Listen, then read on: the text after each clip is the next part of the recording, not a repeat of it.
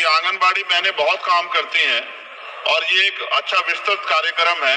क्या आंगनबाड़ी बहनों के वेतन जो मानदेय उनको मिलता है वो कितना है, और अगर ये सम्मानजनक मानदेय है उसकी भी जानकारी दें, और ये सम्मानजनक मानदेय नहीं है आपके, जब आप इसका उत्तर देंगे तो ये भी बता दें कि क्या उनके वेतन वृद्धि की कोई कार्यक्रम, कोई आपके पास रूपरेखा है, क्योंकि ये काम तो बहुत लिया जाता है लेकिन उस तरह का सम्मानजनक मानदेय सर उनको नहीं मिलता।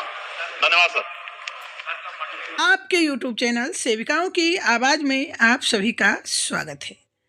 बहनों, आज संसद में जोरदार बहस हुई है आंगनबाड़ी सेविकाओं की मानदेय वृद्धि को लेकर, और जब माननीय मंत्री अन्नपूर्णा देवी जी से सवाल किया गया सांसद चंद्रशेखर आजाद जी के द्वारा कि आंगनबाड़ी मानदेय जो है वो कम मिलता है, तो इसमें बढ़ोतरी के लिए क्या चल रहा है, आप लोग क्या करना चाह रहे हैं, क्या कर रहे हैं। जब ये जवाब मांगा गया तो अन्नपूर्णा देवी जी ने जो बयान दिया उस पर संसद में जोरदार हंगामा हुआ है। तो चलिए आप सुनिए कि क्या जवाब दिया है माननीय मंत्री अन्नपूर्णा देवी जी ने, जिस पर कि हंगामा हो गया। कोई आपके पास रूपरेखा है, क्योंकि ये काम तो बहुत लिया जाता है लेकिन उस तरह का सम्मानजनक मानदेय सर उनको नहीं मिलता। धन्यवाद सर। अध्यक्ष महोदय, क्योंकि आंगनवाड़ी की जो कार्यकर्ता हैं वो कार्यकर्ता उसी क्षेत्र के होते हैं और उनको 6 घंटे के लिए हम उनसे काम लेते हैं। निश्चित रूप से आज वो बहुत ही बेहतर काम कर रही है और विभिन्न राज्य सरकार भी अलग अलग तरीके से उनसे काम ले रही है। तो अगर हम देखें तो अलग अलग जो भारत सरकार के माध्यम से भी हम उनको मानदेय देते हैं और समय समय पर मानदेय में बढ़ोतरी भी होती है। और मानदेय के अलावे भी हम उनका जीवन बीमा, आयुष्मान भारत के तहत अभी हेल्थ कवरेज स्कीम से भी उनको हमने जोड़ा है और राज्य सरकार के द्वारा भी दिए जाते हैं। तो उसमें अलग अलग राज्य सरकार के द्वारा भी जो राशि दी जाती है, कहीं 15,000 कहीं 10,000 इस तरह से। और आने वाले समय में भी ये नहीं राज्य सरकार महोदय, विभिन्न राज्य जब ये कार्य तो अलग अलग वो टॉप अप देते हैं और टॉप अप के माध्यम से देखेंगे तो विभिन्न राज्यों के इसमें मानदेय एक रूप में नहीं है। हम चूंकि इस प्रश्न से संबंधित नहीं है, हम आपको डिटेल देंगे कि किस राज्य में कितने दिए जा रहे हैं। भारत सरकार समय समय पर 2018 में भी बढ़ाई है और हम जैसा महसूस करते हैं उनको हर तरह की सुविधाएं उपलब्ध करा रहे हैं। 9 doctors have been suspended. So, this is about a particular state. As you have asked about Tamil Nadu, I'll give you a separate answer. Question number 65, question number 65 Shri doctor Alok Kumar Suman. Question number 65 sir. माननीय सदस्य। धन्यवाद अध्यक्ष महोदय। माननीय मंत्री महोदया ने मुझे स्पष्ट और विस्तृत उत्तर दिया, इसके लिए मैं उनका आभार व्यक्त करता हूं। मेरा प्रश्न है कि मिशन पोषण 2 के अंतर्गत कौन सी तकनीकी प्रगति की गई है, कृपया बताया जाए। अध्यक्ष महोदय,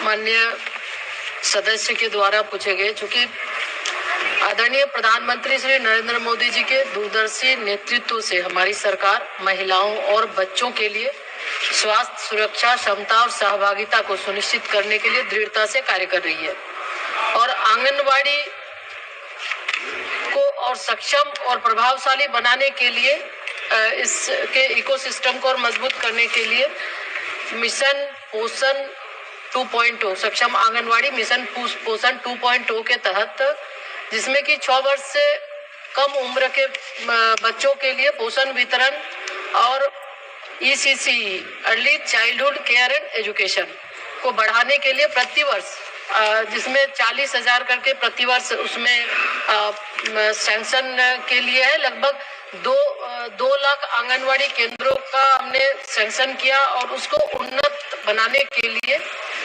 बुनियादी ढांचे में उसमें वाईफाई इंटरनेट के साथ साथ एलईडी स्क्रीन, उसके साथ ही साथ पोषण वाटिका, उसमें टॉयलेट की सुविधा हो, अन्य उसमें पेयजल की सुविधा हो और उसके साथ बच्चों के संज्ञानात्मक और रचनात्मक विकास को प्रोत्साहित करने के लिए शिक्षण उपकरण आदि भी हमने शामिल किया है।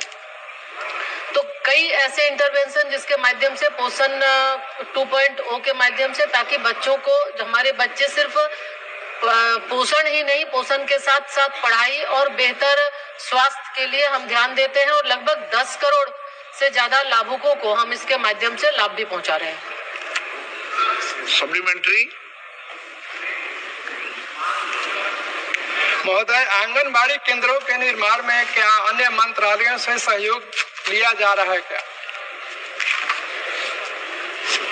अध्यक्ष महोदय, आंगनबाड़ी जो प्रश्न माननीय सदस्य ने पूछा है, तो आंगनबाड़ी के निर्माण में कई मंत्रालय इसमें शामिल है और ऐसे भी जो आंगनबाड़ी हमारा महिला बाल विकास मंत्रालय लगभग 18 मंत्रालय के कन्वर्जन के साथ चलता है और उसमें विशेषकर ग्रामीण विकास मंत्रालय, ग्रामीण विकास विभाग के मनरेगा के तहत हम आंगनवाड़ी केंद्रों का निर्माण करते हैं, जिसमें 8 लाख रुपए मनरेगा के तहत, 2 लाख रुपए 15वें वित्त आयोग किसी अनाबद्ध राशि के तहत और 2 लाख रुपए हम प्रति आंगनवाड़ी विभाग के माध्यम से देते हैं, ताकि उसके आधारभूत संरचना का विकास हो। और उसी तरह से माननीय प्रधानमंत्री जी के नेतृत्व में प्रधानमंत्री जनजातीय आदिवासी महान्याय अभियान यानी पीएम जनमन के तहत 18 राज्यों और संघराज्य क्षेत्रों को शामिल किया गया है, जिसमें 75 विशेष रूप से कमजोर जनजातीय समूहों के लिए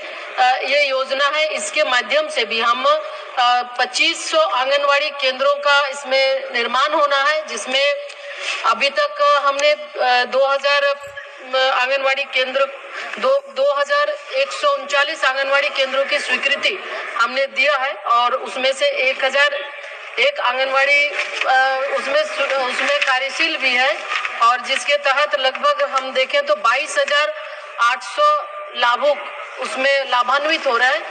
उसके साथ साथ एक प्रधान धरती आबा जनजातीय ग्राम उन्नत अभियान के माध्यम से भी 2000 नए आंगनवाड़ी केंद्रों को स्थापित किया जाना है, सक्षम बनाना है और उसके साथ साथ वहाँ पे अन्य जो आंगनवाड़ी और 6000 है उसको भी सक्षम बनाना है। तो इस तरह हम कई विभागों के साथ मिलकर आंगनवाड़ी केंद्रों को सक्षम बना रहे हैं ताकि उसका लाभ सही ढंग से लोगों को मिले। सती संध्या राय। धन्यवाद अध्यक्ष महोदय जी। मैं आपके माध्यम से माननीय मंत्री महोदय से पूछना चाहती हूँ, महिलाओं और बच्चों को पोषण संबंधी लाभ मिले, उस दिशा में हमारी सरकार की पहल है कि हर आंगनवाड़ी केंद्रों